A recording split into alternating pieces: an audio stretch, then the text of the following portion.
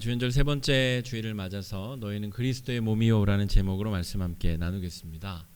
제가 다른 교회에 가끔 설교를 하러 가거나 혹은 강의를 하러 갈 때가 있습니다. 그런데 요즘에는 조금 하기가 어렵지만 장소가 좀 넓고 또 사람 수가 괜찮으면 제가 강의하기 전에 조금 마음 열기 게임을 이렇게 진행을 합니다. 그런데 그 게임 이름이 줄 세우기 게임입니다. 줄을 이렇게 앞뒤로 세우는 게 아니라 옆으로 세우는 게임인데, 예를 들어서 나이 순서대로 한번 서보세요 이렇게 하면 나이가 적은 순서대로 많은 순서대로 이렇게 서기도 하고, 교회에서 집과의 거리가 가까운 대로 먼 순서대로 한번 서보세요 그러면 서로 물어봐야 되잖아요. 어디 살아? 그러니까 서로 얘기해야 되고, 그래서 서로 얘기하고 이렇게 줄을 서야 됩니다. 이런저런 이제 재미난 질문을 하다가 제가 마지막 질문쯤에 던지는 말이 교회 다니신 연수대로 한번 서보세요 이렇게 얘기하면은 짧게 다닌 순서대로 긴 오래 다닌 순서 이렇게 줄을 섭니다. 근데 제일 끝에 서시는 분이 어떤 분이시겠어요? 연세도 많으시고 모태신앙이신 분이 제일 끝에 서시겠죠. 그런데 그렇게 세우다 보면 이제 질문을 하시는 분이 꼭 생깁니다. 제가 그 질문을 위해서 앞에 이제 게임을 하는 건데, 그 질문이 바로 이런 겁니다.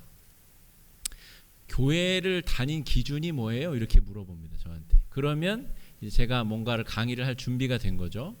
교회를 내가 30년 다녔는데 잘 생각해 보니까 진짜 교회를 다닌 거는 한 몇 년 안 된 것 같은 분도 계시고, 내가 예수님을 인격적으로 만난 것은 불과 그거의 절반도 안 된다고 느끼는 분도 계신 거죠.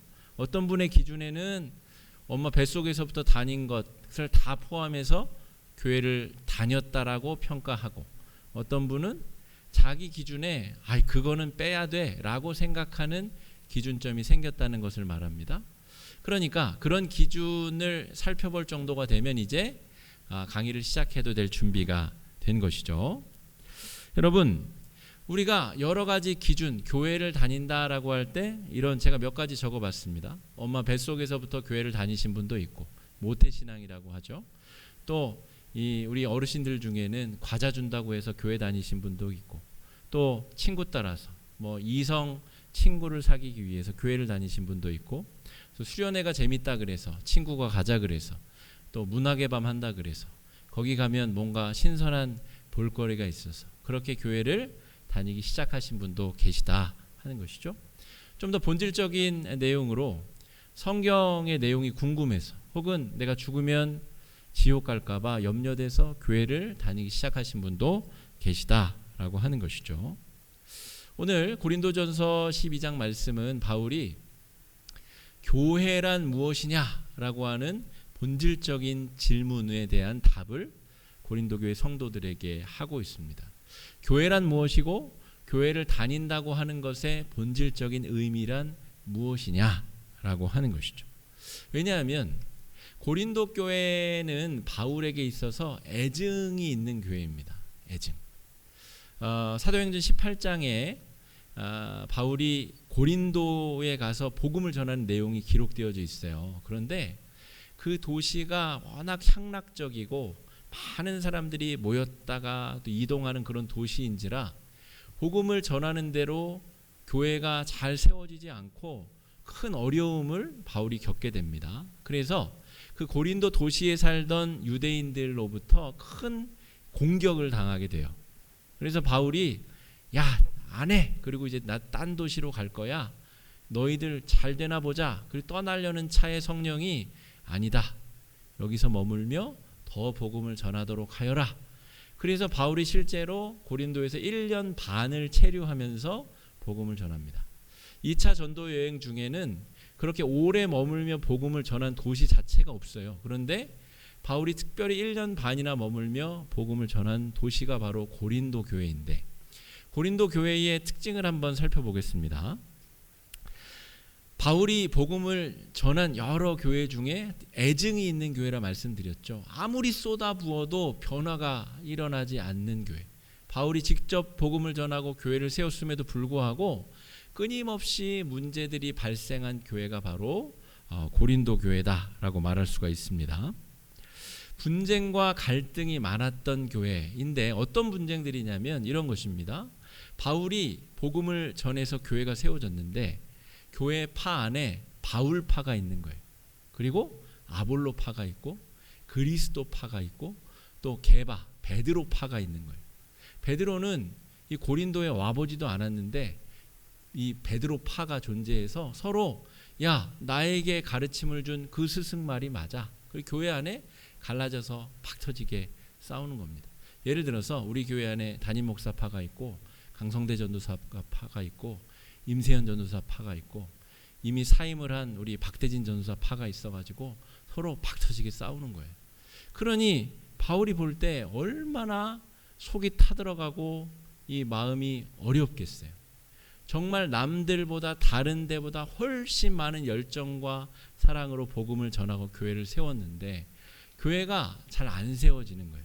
그럼 눈도 보면 이렇게 잘 뭉쳐지는 눈이 있고 지난주 중에 온 눈은 이렇게 잘 안 뭉쳐지는 눈이 왔더라고요. 그래서 아무리 잘 해도 잘 안 뭉쳐지는 눈이 있는 것처럼 빌립보 교회 같은 교회는 조금만 애정을 쏟았는데도 풍성한 열매가 맺힌 교회가 있고 고린도 교회 같은 교회는 아무리 쏟아부어도 분쟁과 갈등과 서로 교인들 사이에 다툼과 송사가 벌어졌는데 믿음 안에서 잘 해결하지 못하고 교회 밖에 법원에 가가지고 싸우고 다투고 교회의 덕을 무너뜨리는 그 교회 안에 뭐 간음의 문제, 여러 불륜의 문제, 근친상간의 문제, 입에 담을 수도 없는 처참한 일들이 고린도 교회 안에 벌어졌다라고 하는 것이죠.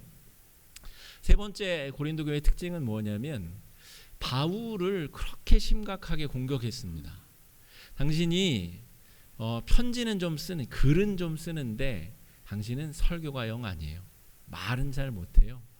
이 바울의 아주 인격적인 부분까지 건들고 당신이 사도라고 했잖아요. 그런데 사도면은 우리 베드로처럼 예수님을 쫓아다니고 기적도 직접 경험하고 그랬어야 되는데 당신은 다메섹으로 가는 도중에 환상 중에 주님의 음성 잠깐 들은 거 그게 다면서 당신 예수님 쫓아다닌 사도라고 이야기하니까 당신 사도 자격 없습니다. 온갖 말로 바울을 공격하고 바울을 쓰러뜨리기 위해서 모함과 공격과 여러 가지 말들을 고린도 교회의 일부 성도들이 만들어냈다는 거죠. 그러니까 바울 마음이 어떻겠어요? 고린도 교회만 생각하면 참으로 찢어질 듯한 마음을 가지고 간절한 마음을 가지고 기도하지 않겠습니까? 고린도 전서와 후서가 그런 배경에서 쓰여졌고 일설에는 학자들은 전서와 후서 사이에 몇 건의 편지가 더 있을 것이다. 문맥을 살펴보니 계속해서 편지를 보내고 상황을 살피고 자기 후배를 보내서 어떤지 살펴봐라. 그 사람 어찌 됐는지 봐라. 갈등이 해결됐는지 살펴봐라. 계속해서 이 바울이 지금 관심을 가진 교회가 고린도 교회다라고 하는 것입니다. 고린도 후서 13장 2절에 이 공격에 대해서 얼마나 힘들었는지 바울이 이렇게 적고 있어요. 한번 읽어보겠습니다. 고린도후서 13장 2절입니다. 내가 이미 말하였거니와 지금 떠나 있으나 두 번째 대면하였을 때와 같이 전에 죄 지은 자들과 그 남은 모든 사람에게 미리 말하노니 내가 다시 가면 용서하지 아니하리라. 야, 나 공격한 그 사람들 있잖아. 내가 다시 가면 용서하지 않고 내가 벌 주고 혼내고 징계할 거니까 정신 차리고 빨리 회개하라 그래? 라고 고린도 후서 마지막에 이렇게 바울이 썼다는 얘기죠. 그러니까 이 고린도 교회의 교회로서의 정체성, 교회가 과연 무엇인가를 고민하게 만드는 교회가 이 고린도 교회다라고 할 수가 있습니다. 우리가 코로나 시대가 길어지면서 각종 모임들이 위기에 처했습니다. 저도 여러 모임에 속해 있을 거 아니에요? 그런데 야, 이 모임만큼은 없어질 리가 없다. 이게 와해될 리가 없다라고 생각한 모임들조차도 모일 수가 없으니까 와해되는 것을 제가 경험하고 있습니다. 뭐 6인 이상, 4인 이상 모일 수가 없으니까 그냥 온라인 상에서 이야기 나누고 회비 내고 하지만 모임이 안 되니까 와해가 되는 것을 경험한다는 것이죠. 우리 신앙 공동체도 아주 극심한 위험에 처해 있습니다. 예배드리고 밥 먹고 커피도 마시고 이야기도 나누고 목장 모임도 해야 그나마 우리 신앙이 조금 활력이 붙을 텐데, 이 공동 예배는 그래도 우리가 좀 확보가 되고 유지가 되고 있지만 여타 다른 모임과 관계들이 다 무너져 내리고 있는 현실 속에 교회가 있다는 것이죠. 이런 상황 속에서 이 고린도 교회를 통해서 우리 교회의 정체성, 우리 교회는 정말 바로 건강하게 세워지고 있는가, 다시 한번 말씀을 통해 살펴볼 수 있으면 좋겠습니다. 제가 아까 교회 이외에도 저 개인적으로 여러 모임들에 속해 있다 말씀을 드렸는데, 모든 모임은 그것을 돌아가게 만드는 원동력이라는 게 있습니다. 어떤 모임은 그 모임을 이끌어가는 핵심적인 헌신된 사람 때문에 돌아가는 경우가 있어요. 우리가 흔히 총무 이렇게 부르죠. 어떤 총무 한 사람이 열심히 연락해주고 헌신해줘서 돌아가는 그런 조직이 있다는 것이죠.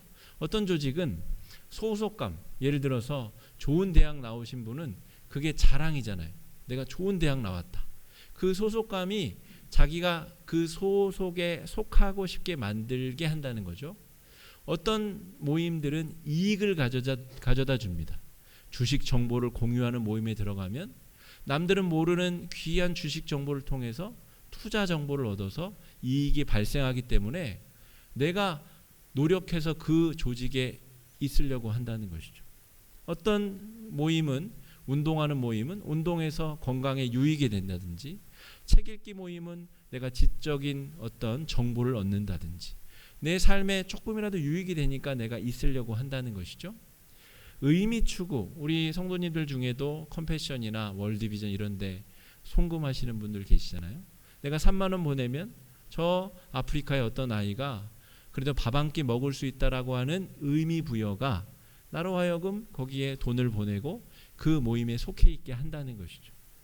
여러분, 바울이 지금 고린도 교인들에게 하는 이야기는, 여러분 잘 생각해 보십시오. 고린도 교회 여러분, 여러분은 무엇 때문에 교회 안에 들어와 계십니까? 여러분은 어떤 목적과 어떤 원동력 때문에 신앙생활을 이어가고 계십니까? 라고 아주 단도직입적으로 묻고 있는 것입니다. 교회는 소속감, 이익, 유익, 의미 추구, 이것 이외에도 여러 가지 이유들 다 돼도 교회가 존재하는 이유, 교회의 원동력은 이것으로부터 말미암지 않습니다. 교회의 구성의 원동력은 바로 이것입니다. 성령. 성령께서 교회가 교회되게 하는 이유이고, 교회 안에 무한한 계속적인 헌신과 수고와 봉사와 모든 것들이 돌아가게 만드는 그 원동력 자체가 성령이라는 것이죠.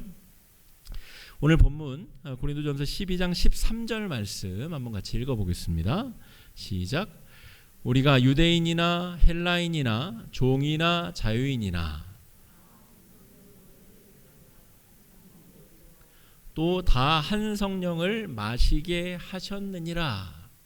여러분, 돈 벌기 위해 교회 다니시나요? 지금 바울은 어떤 목적을 대도 이 한 가지 분명한 원동력, 한 성령으로 우리가 세례를 받은 사람들이고 한 성령을 매일매일 마시는 사람들이기 때문에 교회라는 이름으로 모였고 교회라는 이름으로 우리가 존재한다라고 바울이 이야기하고 있다는 것입니다.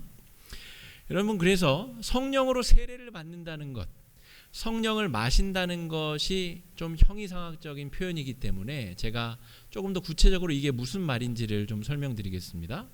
성령으로 세례를 받는다는 것은 뭐 찌릿찌릿한 정서적 감정을 느낀다는 말이 아닙니다. 내가 불현듯 못 느끼던 어떤 찌릿함을 느꼈다가 성령 세례가 아니고, 성령 세례의 바른 정의는 예수가 나의 구원자다, 나의 구세주다, 내 모든 것을 예수와 바꿀 수 없다라고 하는 고백, 예수가 나의 구주임을 고백하는 것이 바로 성령 세례의 정의이자 본질입니다. 그러므로 여러분, 예수가 나의 구원자가 아닌 사람들은 교회를 다니고 있다고 할지라도 교회의 구성원이라고 말하기는 어려운 것이죠. 교회의 구성원의 특징은 성령 세례를 받고 성령을 마시는 사람들인데, 예수가 구주가 아닌 사람들, 예를 들어서 대형교회 인근에는 그런 일들이 있다 그래요. 대형교회 주변에 있는 상가들은 그 교회를 다녀야만 매출에 영향이 있는 상가들이 있다고 그럽니다. 우리 교회 주변에는 상가들이 없어서 그런데 그 교회에 등록하고 다니면 그 교회 교인들이 한 명이라도 더 와준다는 거죠. 그러니까 장사를 목적으로 교회를 다니는 사람들도 존재할 수 있다는 겁니다. 내가 정치적인 목적으로 권력을 얻고 구청장에 출마하고자 지역 교회에 다니는 정치인들도 많이 있을 겁니다. 그러니까 예수가 구주가 아님에도 불구하고 교회를 다니는 사람들이 있을 수 있다는 거죠. 그런데 바울이 지금 다시 분명하게 이야기하는 것은 고린도 교회 성도 여러분, 여러분들이 무슨 이유로 교회를 다니는지 모르겠으나 예수가 구주로 고백되지 아니하는 사람, 예수가 여러분의 모든 것이 되지 아니하는 사람은 교회라는 이름에 합당하지 못한 사람들입니다 라고 이야기를 한다는 것이죠. 고린도 교회 안에 벌어진 여러 문제 중에 하나는 성령이 주시는 은사조차도 계급을 구분하는 데 이용했다는 것입니다. 나는 예언의 은사를 받았어. 나는 너보다 좀 더 나은 것 같아. 그 방언 그런 거는 아무나 받는 발에 치이는 거니까 방언 은사 받은 사람은 저 교회 문지방에 가서 앉아 있고, 나는 예언과 예언의 통변의 은사까지 받았으니까 나는 저 교회의 높은 자리에 올라갈 거야. 사람 무시하고 계급화 만드는 일들이 고린도 교회 안에 벌어졌다는 거예요. 심지어 성령의 선물인 은사조차도 자기를 높이기 위한 도구로 삼았던 교회가 고린도 교회라는 것이죠. 바울의 입장에서는 얼마나 어처구니 없는 일입니까? 우리 모두가 한 성령의 세례를 받은 평등한 공동체로 부름을 받았는데 이 못난 사람들이 성령의 선물조차 이 계급을 만드는, 위아래를 만드는 도구로 삼았기 때문입니다. 두 번째, 성령 세례 받은 공동체의 특징은 한몸 공동체라는 것입니다. 여러분, 우리가 예수 믿고 구원받았다는 것의 설명을 우리가 예수 그리스도의 형제 자매가 되었다라고 우리가 설명하기도 합니다. 그런데 오늘 바울은 그런 형제 자매 가족의 수준을 넘어서서 이미 한 몸이다라고 더 강하게 정의를 하고 있어요. 여러분, 저도 이 형이 계시거든요. 3살 위에 형이 계신데 잘 못 봅니다. 서로 바쁘고 저도 목회해야 되고 그분도 바쁘고, 그래서 가끔 정말 명절 때 그리고 1년에 몇 번 얼굴을 보고 가끔 통화하지 잘 못 봅니다. 그리고 그분이 고통을 당할 때 내 마음이 그걸 알아차릴 수 있을 정도로 친밀한 관계를 유지하기 어렵다는 것이죠. 형제도 그렇습니다. 예수의 형제 자매라는 표현보다 바울이 너희들은 한 몸이다, 한 사람은 눈이고 한 사람은 귀고 한 사람은 발가락이다 라고 표현한 이유가 거기 있습니다. 예수로 말미암은 성령 세례를 받은 공동체는 한 몸입니다. 한 몸. 그래서 한 몸의 어떤 부분이 아프면, 여러분 예를 들어서 발가락에 무거운 물건이 떨어져서 발을 찧었다고 생각해 봅시다. 그럼 온 몸이 같이 찌릿찌릿 아프고 이 고통을 해결하기 위해서 어떻게 해야 되죠? 병원을 가든 약국을 가든 온 몸이 같이 가서 입을 열어서 약사 선생님한테, 의사 선생님한테 이런 일이 벌어졌으니 도와주십시오. 제발 고통을 줄여주십시오. 온몸이 같이 노력을 해야 된다는 것이죠. 너희들이 바울파, 아볼로파, 게바파, 그리스도파 찢어져 있다는 것 자체가 교회를 잘못 이해하고 있다는 것입니다.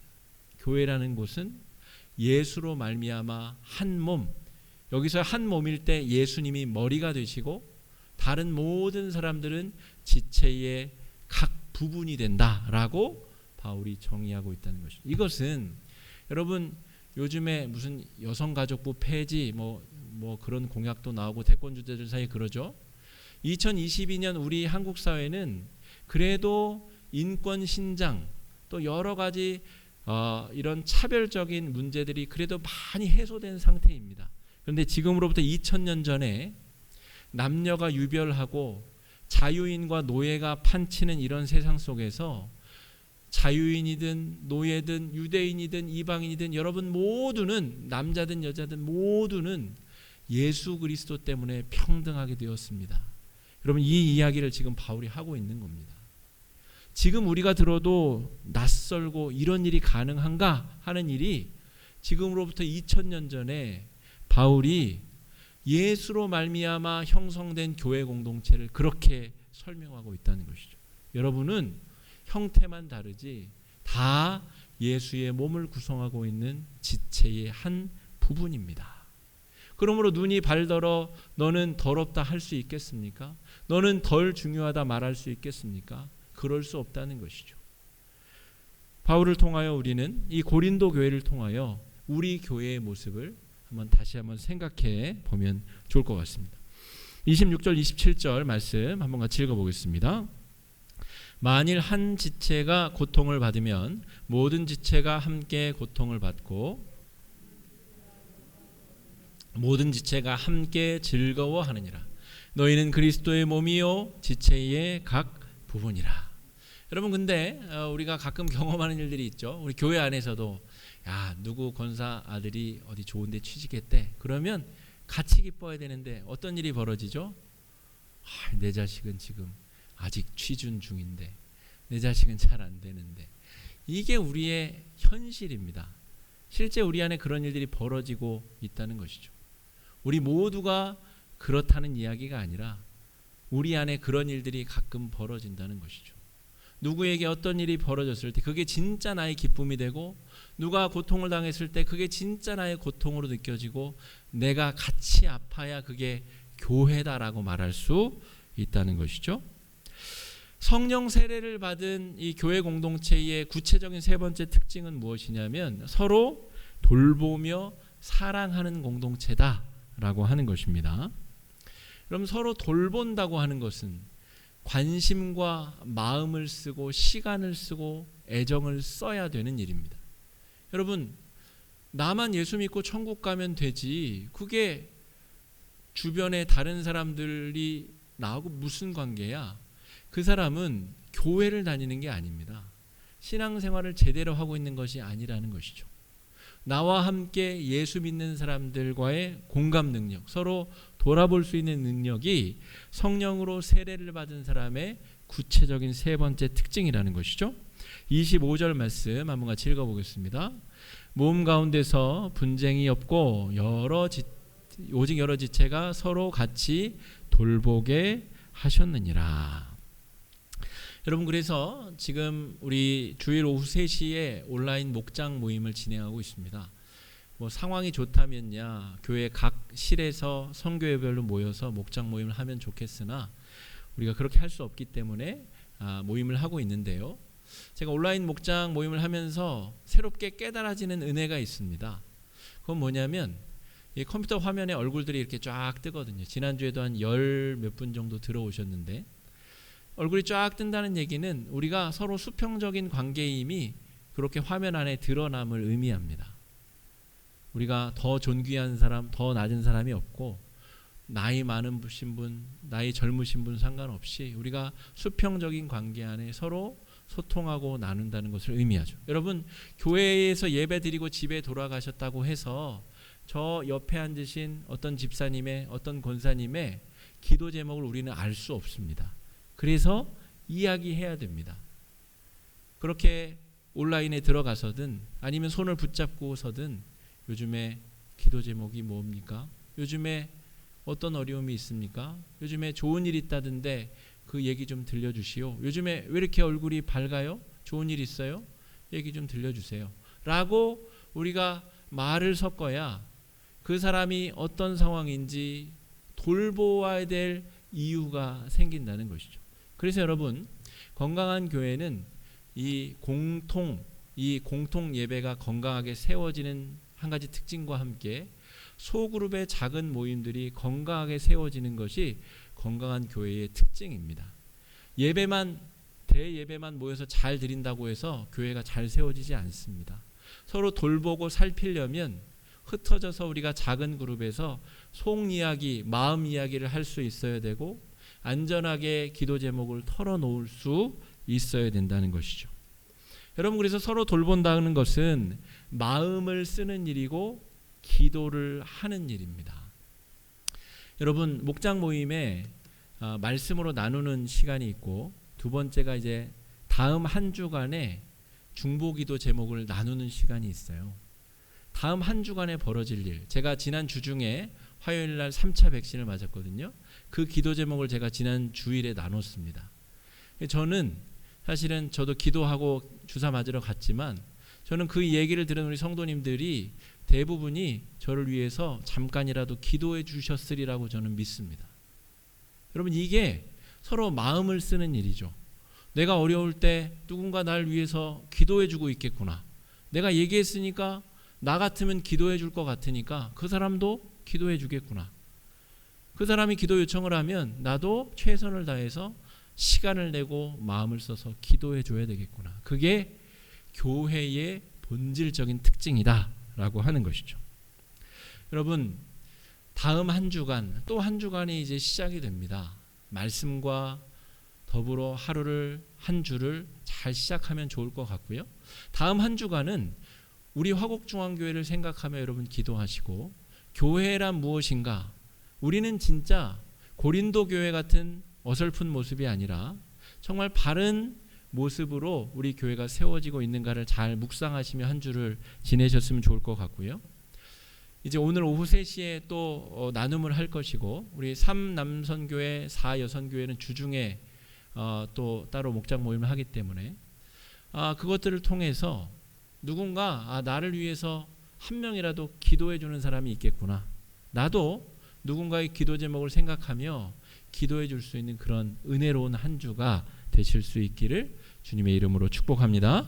이 시간에 말씀 의지해서 우리 좀 함께 기도하겠습니다. 주님, 우리 교회가 정말 하나님께서 기뻐하실 만한 건강하고 활력 있고 영적이고 아름다운 교회가 되도록 인도하여 주시옵소서. 하나님의 말씀으로 든든히 세워지고 우리가 서로의 삶을 나누고 기도의 제목을 나누고 서로 돕고 협력하며 마음을 쓰고 기도함으로 건강하고 아름다운 교회로 세워질 수 있게 달라고, 우리 교회가 이 위기에 처한 한국 교회를 구해내고 인도하며 선도할 수 있는 그런 멋진 교회로 쓰임받을 수 있도록 우리 교회를 위하여서 함께 이 시간 기도하며 나가겠습니다. 기도하겠습니다.